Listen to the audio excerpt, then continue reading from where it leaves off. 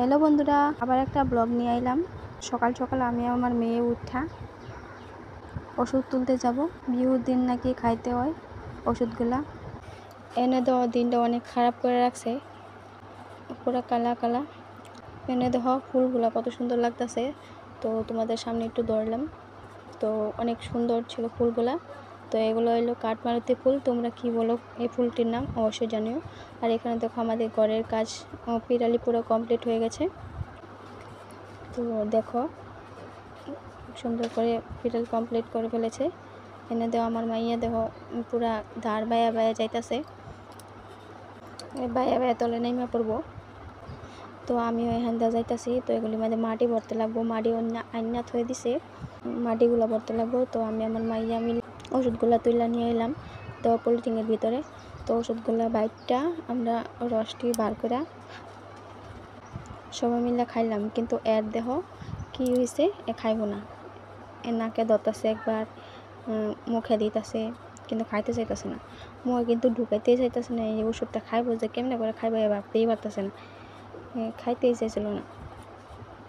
পরে মাই কইতেছিল খা বইলে খায় না, না আমি খাবো না বইলে কইতেছে। তো অনেক কষ্ট করে এর ওষুধগুলো খাওয়ানি হলো, খাইতে লাগে যেহেতু। তো এখানে দেখো বৈশাখ মাসের আগের দিন এগুলি খাইতে লাগে। এখানে দেখো উচ্ছে কাটটা থইছে, আর এখানে মাছ সাজনা কাটতেছে। এখানে আছে ডাল, তারপরে এটা বলে পাবদা দেখলার পাতা। তো আমি যে ব্যাগে কিছু আছে এখানে কিছুই নেই।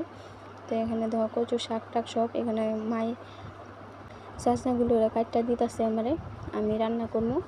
তো এনে আমার মাইয়া বই দেখতেছে।